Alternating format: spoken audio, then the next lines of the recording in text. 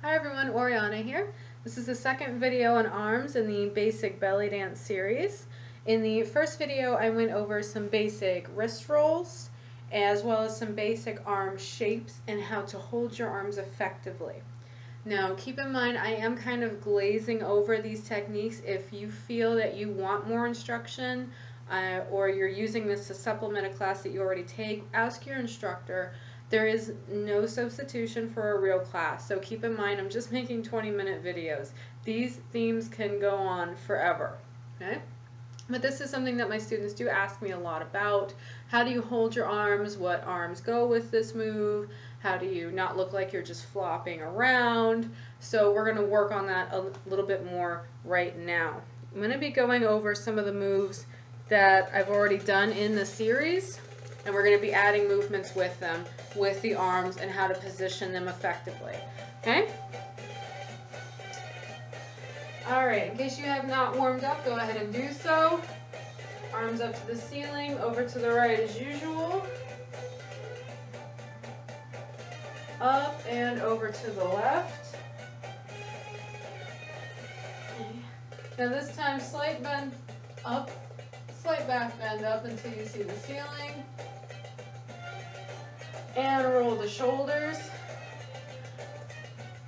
Most arm movements in dance originate from the shoulder joint and the muscles in between the shoulder blades, roll the shoulders forward, that are known as the rhomboids.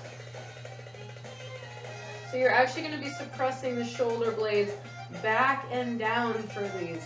You don't want to be shrugging up near the arm, near the ear, or coming up to the side of the head. That's going to create a lot of back injuries and it just doesn't look good either. Okay? Around and back with the right arm.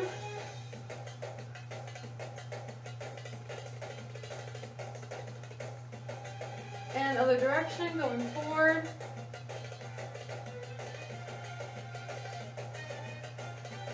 Other side, around and back.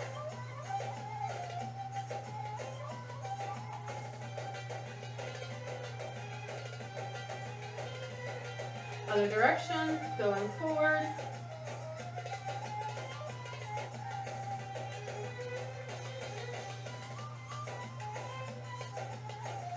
And hug yourself. Changing the warm-up a little bit for this because we're going to be using the upper body more so than usual.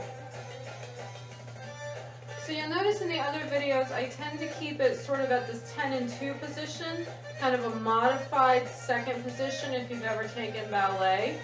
This is pretty standard. If you honestly do not know what to do or you feel like you're out of place, you can always come back to this. Just remember that it is slightly forward. It's out here, not out here. This would be for different styles of dancing or maybe folkloric dancing where they're linking hands here. Tribal dancers tend to hold their arms more horizontal and back in this nature. But in general, for classic Egyptian, modern Oriental, American vintage, American belly dance style, you want them kind of out and open like that for the basic moves. Everything in arms will revolve around what moves you are doing. Okay? So let's go back to our basic hip bumps. Right, left, right, left. Standard 10 and 2.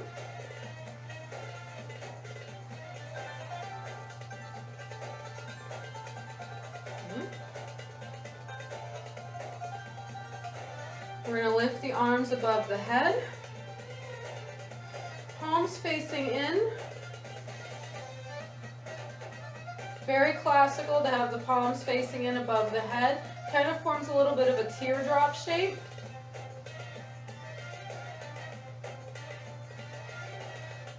Wrists together. I'm literally pointing the wrists and touching them together like they're linked.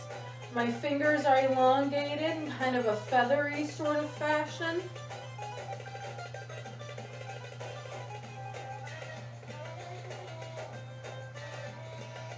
Very good. Favorite of mine, hands behind the head. Now I'm going to turn to the side so you can see this. but I take my hands in this sort of scooping with the back position, and I'm going to put it directly behind my ears, underneath my hair, and lift the hair up a little bit. It looks like this. So you see where the hand, there's no finger tip action happening here. It just goes right underneath the hair, kind of at the nape of the neck in a V, so that you very gracefully lift the hair off the back. This is always a good one, hip bumps. I like using this one for when I'm facing away from the audience and I want them to see something with my back or my hips. I also like it when I'm dancing in a restaurant. It's very hot. Just lift the hair off my neck. This is another good one if you're nervous and your hands are shaking, or you don't know what to do with your hands and you're starting to kind of get like that. You can always put them underneath your hair and just hold them there for a minute until you feel better. It really does help.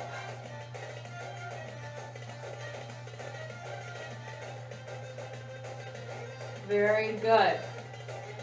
Chest. Lift, lift, lift, lift, lift, lift. Basic chest lift.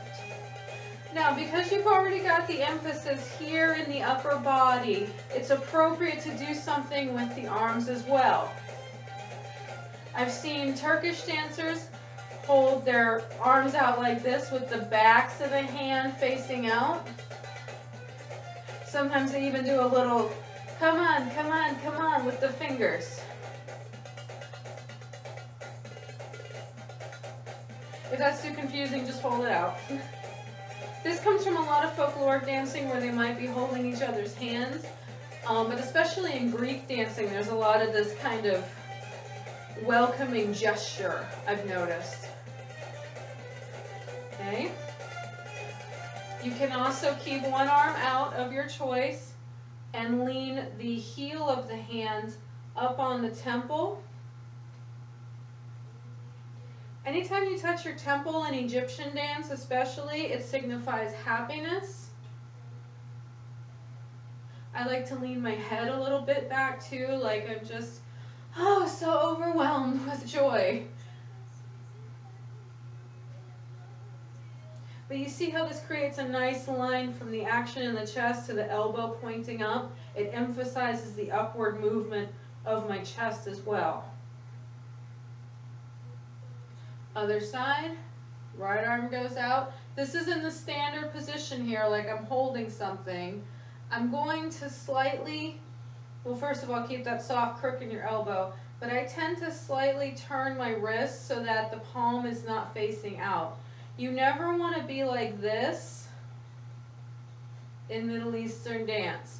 This is modern dance, this is jazz dancing. The wrist is always flipped. You're always seeing the back of the hand.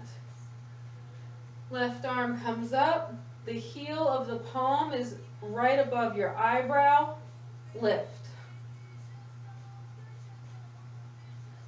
This is also especially pretty if you have long hair and you want to drape it.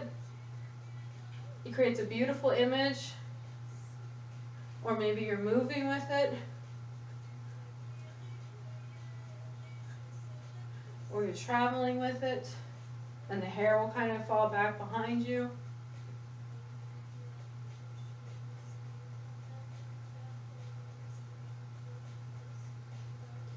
Very good. Now, direction is also implied with the arms. The way that you're moving your arms implies the direction that you're going in. Wherever your arms and your hands go, that's where the audience's eye will also go. It gives them a lead, it gives them a line to follow. So even if something is going on with the torso of the body, if I move my right arm, chances are I'm going to the right side. Okay? Go back to the basic large hip circle. I'm doing the clockwise version, so I'm emphasizing the right. Okay? Standard.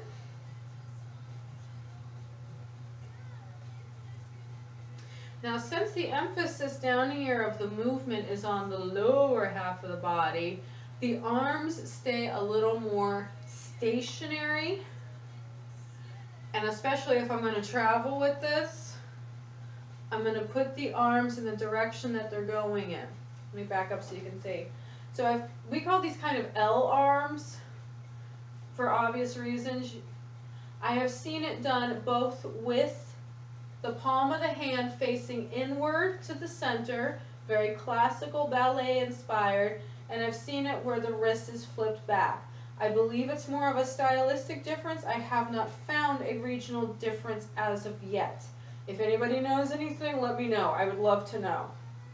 Okay? So either way you choose, the arms are still soft here. Don't do this.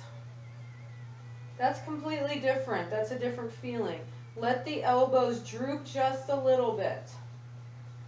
You want to keep them relatively lifted.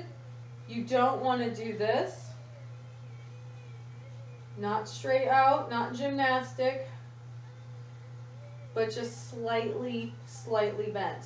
They will droop naturally a little bit as you dance. You just don't want to lose it so much that you might as well not be raising your hands. Okay?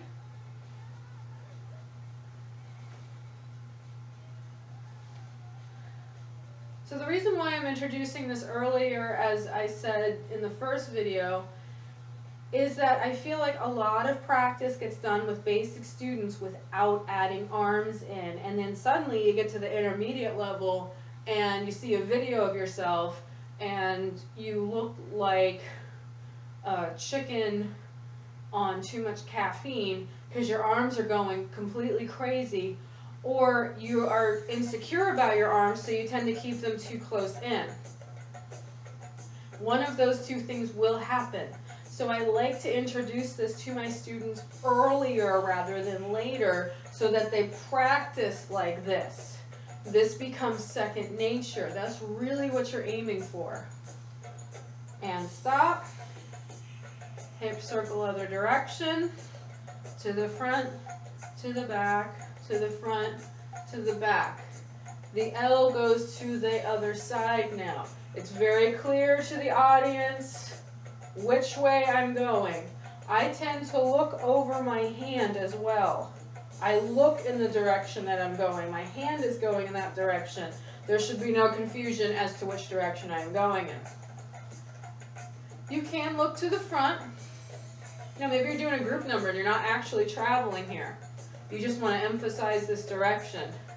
If you are traveling, feel free to look over that hand. If that seems counterintuitive to you, as my friend Tokyo Bell says, because they do this in burlesque as well, sometimes a break in eye contact is actually okay. Give the audience a rest from feeling like you're staring them down.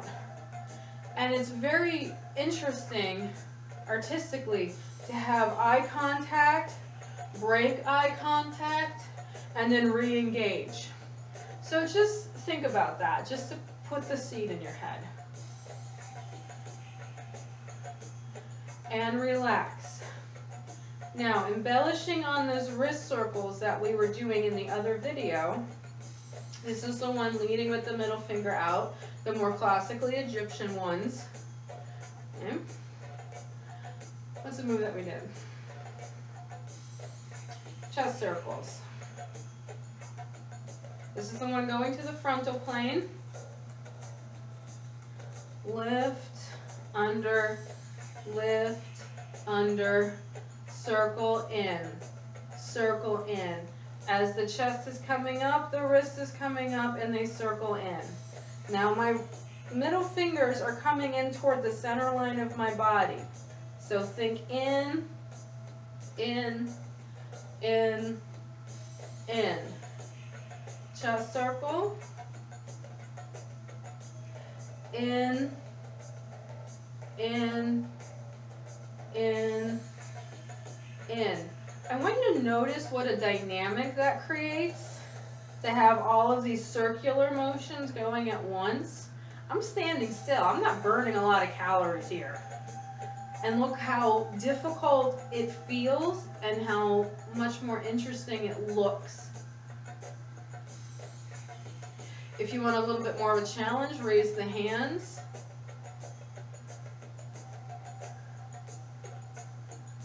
And then lower one.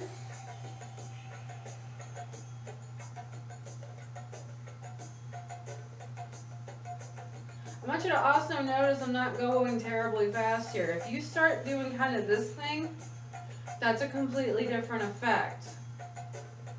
The hands and the arms are 9 times out of 10 slower than the rest of the body. This is on a different time than this. Simply because it's distracting. That's a little, it's interesting, but it's too much, and especially if you're traveling and doing other things, it starts to look out of control. It starts to feel out of control, and the audience is distracted. This is the accent. This is the main course. The emphasis is on that. Other side.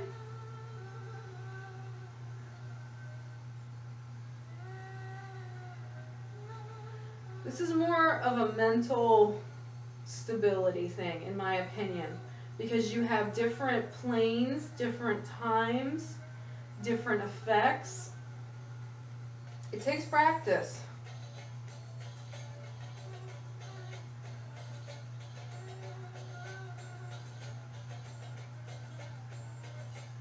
And relax. Now, for more intricate moves, let's say the A's that we did before, where it's a little bit smaller, you've got a couple of options. I like to keep my hands still for this, because trying to do a snake arm and do these intricate little moves, it gets harder, and you kind of lose the effect of both. The beauty of this move is the small, precise quality of it. The beauty of this move is the big, dynamic nature of it, taking up the space. You put those together, they don't necessarily mesh. So you want to think kind of static and small, large and moving. So for tinier moves, like the V or the A, you can either keep the hands at 10 and 2. You can do the hands behind the head, look great with this because you've completely eliminated the arms out of the frame so that this is in its full view. Or place both heels of the hands here. I've heard this called the Wonder Woman or the I have a headache. But it's the same principle as just the one. Like it's touching your temple signifies happiness. I like to thumb my hair a little bit just to pull it back and up like that. But be careful, obviously, if you're wearing jewelry, it'll get caught in your hair. So it's perfectly fine just to rest the heel of your hands on your head.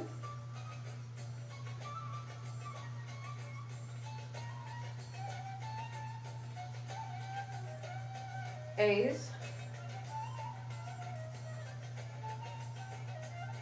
Okay. Another extremely folkloric move to do with the hand is to touch the back of the middle knuckle to the middle, like kind of third eye area in between the eyebrows. Means the same thing, touching the forehead, happiness. Now, I'm not doing it to the front. This shields my face and I'm showing the palm of my hand. So I'm going to kind of come to the side and I might tilt my head back a little bit so that the palm of my hand is actually facing the ceiling. And you can have one arm out for this, like the other move that we did, where you have basically the same shape and it's just a different hand position.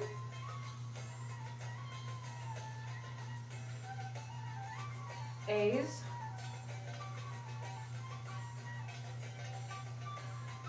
Note that this arm is staying still. Don't let it start going with the torso if you can possibly help it. Lock it back into the shoulder blade and act like you're holding something. It will move slightly simply because it is attached to you, but the goal is to keep it as still as possible so that you're emphasizing this or this, whatever is happening, you're emphasizing that. Okay? If you honestly want to put your hands on your hips, what I recommend is not putting it this way like we usually stand when we're talking to people. You're going to drop the hands so that the thumbs are parallel to the sides of your hands, and you can either V them in, kind of, I think of the crease where my thigh meets my torso, and I kind of rest it there.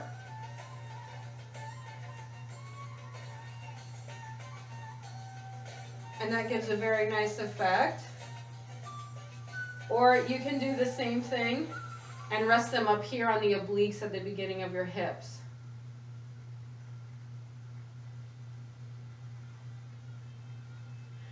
That's if you want to touch.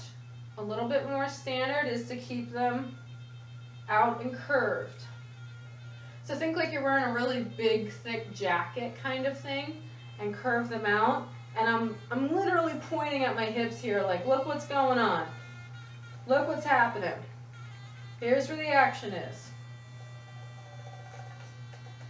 I'm not a huge lover of this move because I think it emphasizes a little too much roundness.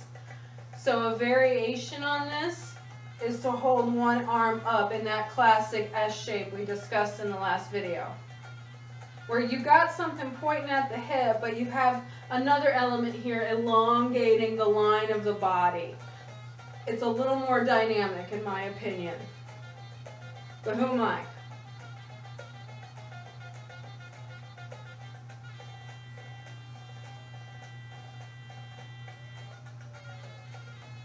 Other side.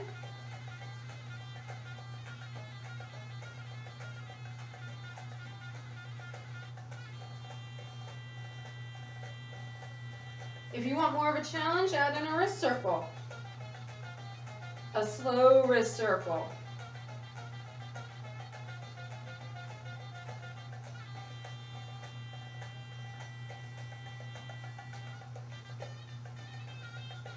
Very good. Stretch yourself out. Oops.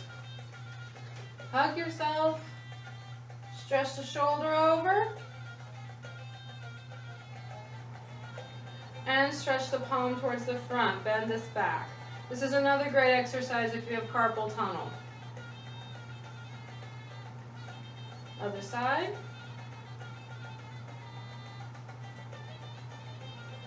Excellent work. Feel free to message me. Send me a Facebook message, Oriana Bellydance, or visit my website, orianabellydancer.com. I'll be more than happy to answer any questions that you have, and stay tuned for the next video.